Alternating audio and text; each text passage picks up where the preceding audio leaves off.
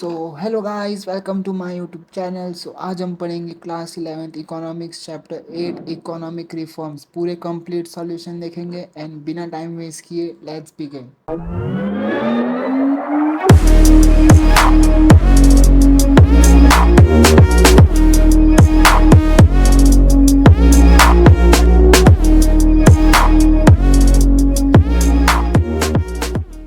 Choose the correct option. From which year the economic reforms of LPG were introduced in India? 1991. From which year was FEMA introduced in India? 1999. In the recent time, which of the following areas is reserved for the exclusive investment by the public sector? Railway. What is the policy of producing the goods domestically which are similar to imports called import substitution? What is the investment made by foreign companies in our country called FDI? Answer the following questions in one sentence. Give the full form of FERA, Foreign Exchange Regulatory Act. Give the full form of FEMA, Foreign Exchange Management Act 1999. Give the full form of FDI, Foreign Direct Investment.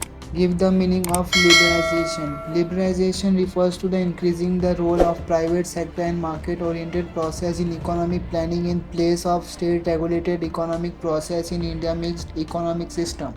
Give the meaning of globalization, the process of increasing a country's economic integration with the rest of the world by increasing trade in goods and services, increasing movement of physical and financial capital, increasing exchange of technology, and increasing investment between the countries is called globalization.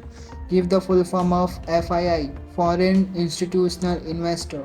Answer the following questions in short. Give the meaning of and components of economic reforms. Economic reforms refer to the changes brought about in the economic policies since 1991 in order to change the economic system of India from one which was highly regulated by the state to one which is more market oriented. At the same time, also reduce the extent of public sector in the mixed economic system. Components of economic reforms. The economic reform focus on three main components. They are liberalization, privatization, globalization. Give the full form of MRTP and state the reason behind the formalization of this act. MRTP Act means Monopolies and Restrictive Trade Practices Act 1969. This act was framed to prevent enterprises from growing in large scale and establish monopolies. Later, MRTP Act was replaced by Competition Act 2002, which aimed at reducing unhealthy competition among enterprises arising due to MRTP Act. Question 3. Give the meaning and types of disinvestment. Disinvestment, the process wherein the state either reduces its share of investment in a public enterprise or withdraws its investment completely by selling its share to the private sector, is called disinvestment. In other words, the process by which the state disinvested from public enterprises is called disinvestment. Type: partial disinvestment and complete disinvestment. Question 4. Explain the reason which complete Indian to adopt reforms in 1991. After independence, India adopted a mixed economic system which focuses on socialist pattern of planning. By 1980s, many experts felt that the planning strategies adopted between 1947 and 1990 failed to attain the goal of economic growth and development. They believed the main reason for the failure was that the states imposed several unnecessary regulations on economic activity, which then restricted people from doing economic activity. This raised a need of bringing reform in the economy to improve it. Moreover, in the early 90s, the International Monetary Organization that were controlled by the developed nation of the world imposed a condition on India for providing monetary assistance. As per the condition, until India reduces its excessive and unnecessary controls on economic activity, it should not be provided any financial assistance. India's imports were quite high compared to its export. This caused a severe deflect in India's balance of trade, and India had to borrow a lot of foreign exchange from international institutions.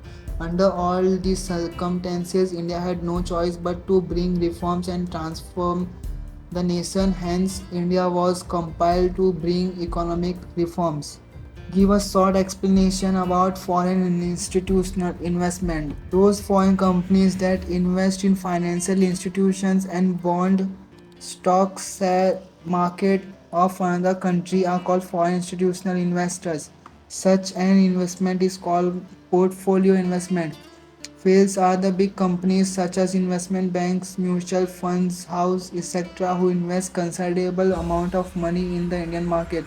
Such companies have to register in India as foreign institutional investors. Then they buy such stocks from the bond share market of India. Thus, instead of investing in plant and machinery in other country like India, these companies invest in the financial market.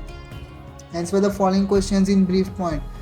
Give the meaning and important aspect of the process of globalization. Globalization, the process of increasing a country's economic integration with the rest of the world by increasing trade in goods and services, increasing movement of physical and financial capital, increasing exchange of technology, and increasing investment between the countries is called globalization.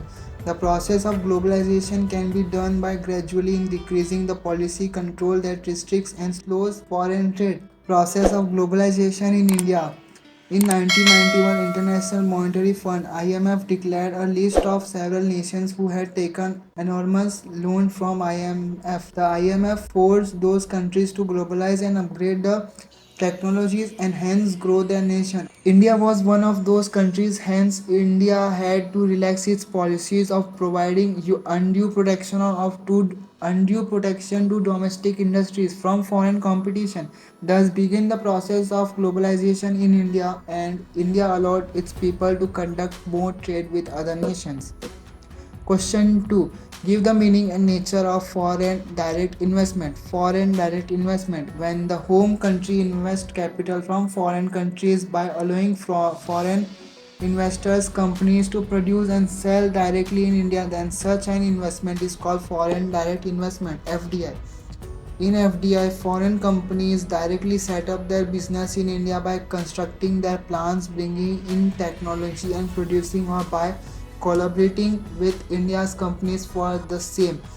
These companies either manage the entire business or have a partial control in management in case if they are collaborating partners. For example, Vodafone fully owns its business in India. Similarly, in Tata AIG Insurance Company, AIG, which is a foreign company, has collaborated with Tata in India. India has systematically allowed FDI in increased proportion in various sectors, and hence India's foreign exchange earnings have increased. Nature of foreign direct investment. It is a physical establishment in the foreign of direct investment and hence stable form of investment. It brings machine, material and wealth to the home country. It brings new technology to the country. It brings a different work culture. Question number 3. State the challenges before the foreign trade policy of India. The foreign trade policy of India always faced the following challenges. First, need to control certain imports in order to protect domestic production from competition by foreign goods. Ensure enough imports of technology, machines, spare parts, as well as resources to help increase domestic production and import substitution. Third, control imports of unessential for India's development in order to save scarce foreign exchange in order to pay for unnecessary imports. Fourth, encourage exports to earn foreign exchange in order to pay for necessary imports. Fifth, many Indian goods could not compete against the quality of foreign goods, and hence increasing exports was a challenge for trade policy. Sixth, promote export of goods produced by a small scale sector. Seventh, the challenges of foreign trade are different from those of domestic trade as foreign trade involves foreign exchange. Question number 4. Explain the foreign trade policy after globalization. India's foreign trade policy after globalization 1991. Through India's made progress after independence, it was heavily indebted to international financial institutions. It was forced by the International Monetary Fund to adopt economic reforms and undergo globalization. Hence, in 1991, India reformed its economic policies to boost trade and investment. India left its old and restricted foreign trade policy and adopted a new, bold, and outward trade policy. It also allowed its currency, that is, Indian rupees, would be converted into foreign currencies at market rate from the earlier method of converting at official rates. It made import export licensing easy. Today, strict licensing method exists only for crude, edible oil, and chemical fertilizers. With promotion of FDI and privatization, foreign companies can now sell variety of goods in India. After globalization, India's trade with non-traditional trade partners, that is, new countries, increased. The new trade policy aimed at increasing India's percentage share in world trade. India became a member of World Trade Organization in 1995. India has changed its trade policy according to the rules framed by WTO. For example, India made changes in import export rules for agricultural goods, trade related investment measures, etc. Question number 5. State the adverse effect of economic reforms. Unfavorable effects of economic reforms. First, small and cottage industries could not withstand competition from multinational companies. Second, globalization started along with privatization. Before the India private sector companies could become efficient and modern, they started facing competition from foreign companies. Some Indian companies even suffered a setback.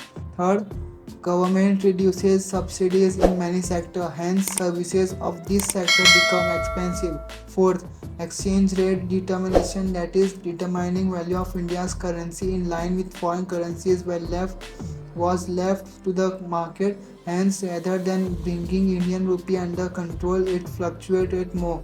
Many companies suffered due to such fluctuations. Some foreign companies started selling their goods at abnormally low prices in India. As a result, many Indian companies selling similarly goods received a setback since they could not produce and sell at such low prices. Such a method of foreign companies to sell the goods at very low price in large quantities is called dumping. Sixth, many policies of World Trade Organization impose strict quality measures. This made export difficult for countries like India, especially for exports of agricultural goods. Seventh, India could not efficiently increase its infrastructure facilities like electricity, roads, etc. to cope up with the speed of privatization and globalization. 8th one, inequalities of economic power increase. Ninth one, the production and sale of lifestyle goods increase compared to the goods of basic needs. 10th, some people believe that the social and cultural foundation of India are tainted because of globalization. Answer the following questions in detail. First, give the meaning of liberalization and explain the changes which came about with it in India. Process of liberalization in India. India implemented the policy of liberalization gradually and systematically. In the initial phase, India simplified the rules of investment for domestic producers and investors and later for foreign investors. Similarly, initially the government opened the sector of consumer goods for investment by foreign companies and then service sector and finally the financial sector.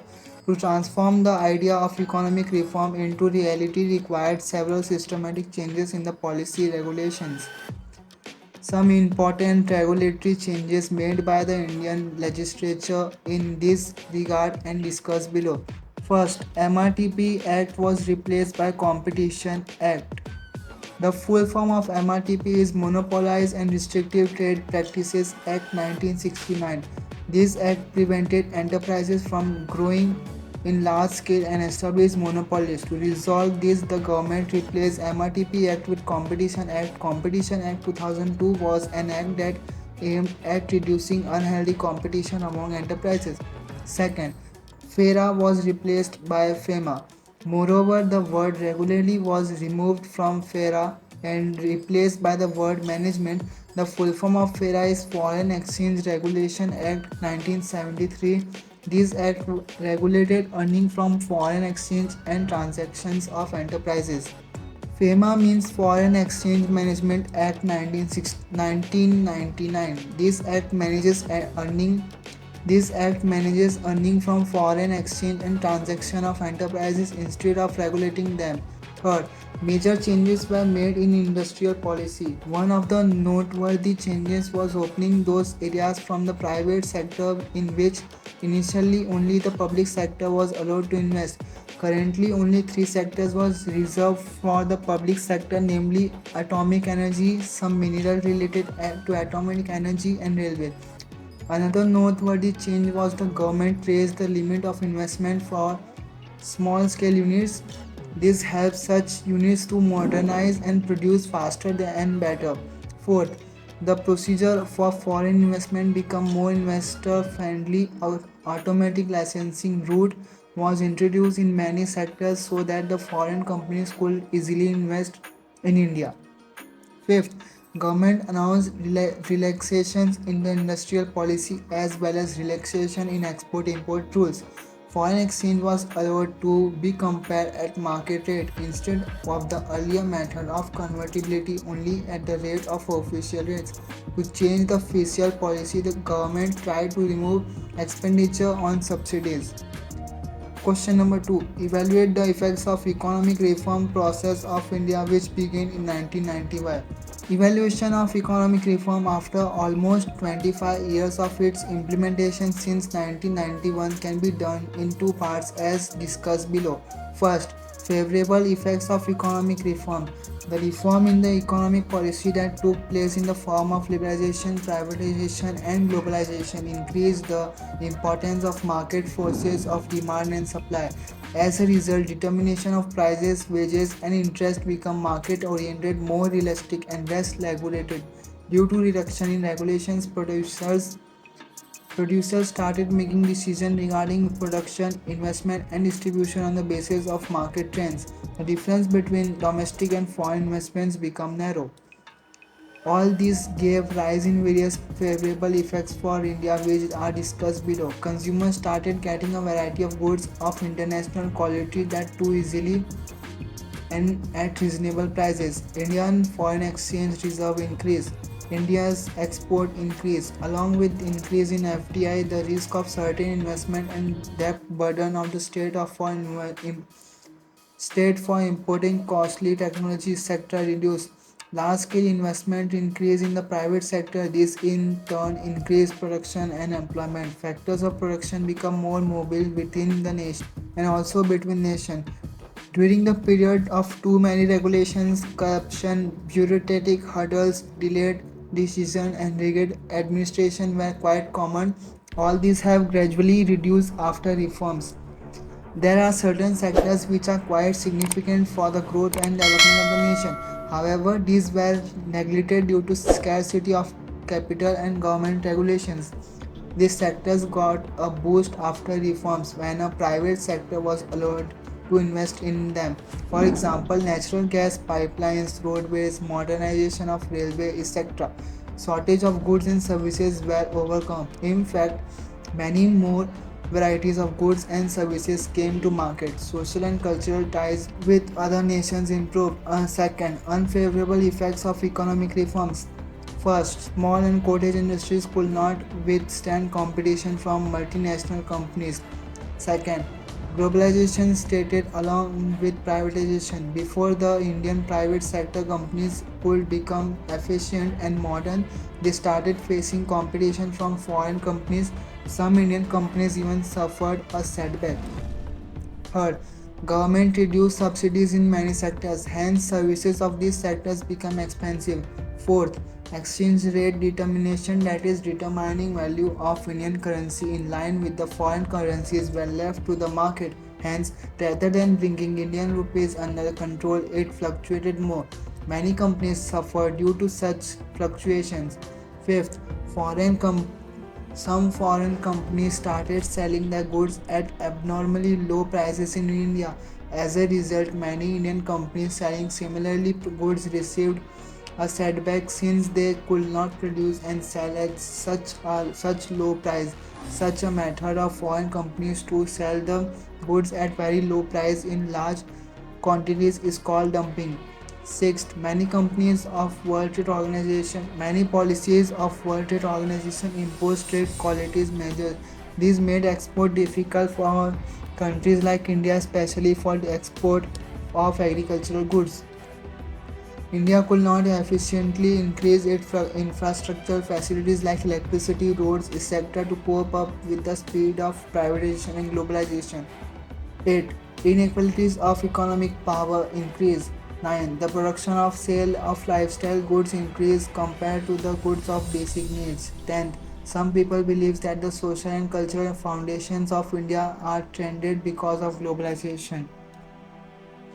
Question number 3. Give the meaning of privatization and explain its processes in India. Privatization. The process of privatizing publicly owned enterprises and hence increasing the size of the private sector is called the policy of privatization. In India, the public sector enterprises are owned and managed by the state, that is government. Hence, privatization means process of transferring ownership of economic enterprises from public sector to private sector, either partially or fully. Privatization can take place in the following ways. First, through disinvestment. Second, reducing the number of areas in which only public sector can invest and allow private sector to invest in those areas. Third, by establishing public-private partnership business. A detailed description of the process of privatization is discussed below. Meaning and process of disinvestment in India. Disinvestment. The process wherein the state either reduces its share of investment in a public enterprises or withdraw its investment completely by selling its share to private sector is called disinvestment. In other words, the process by which the state disinvested from public enterprises is called disinvestment. Process of disinvestment. The process of disinvestment consists of following two aspects. First, complete disinvestment. The act of selling all shares of the state in the public enterprises to the private sector is called complete disinvestment. Second, partial disinvestment. The act of selling some share of the state in public enterprises to the private sector, for example, 29% or 49% is called partial disinvestment. When the state transfers less than 51% share to private sector, it is called minor disinvestment. However, if the state transfers more than 51% share to the private sector, then it is called major disinvestment. First, over and above owning public enterprises, the state also controls certain areas of investment. Also, the private sector was not allowed to invest in certain areas of strategic importance and public utility. However, after privatization in 1991, government opened most of these areas for the private sector. These areas included banking, education, communication, transportation, etc. Both private as well as foreign companies were allowed to invest in these areas then. Presently, the state controls does not allow private investment only in few specific areas like atomic energy, certain minerals related to atomic energy, railway, and defense. Third, after investment, there was a significant rise in the number of public sector enterprises under the central government. However, after 1991, then did not rise much. On March 31, 1951, there were only 5 public sector enterprises under central government. The number rose to 233 in 1990, 217 in 2010, and 300 in 2015. Even today, the process of disinvestment from old enterprises continues and simultaneously the state also establishes new enterprises.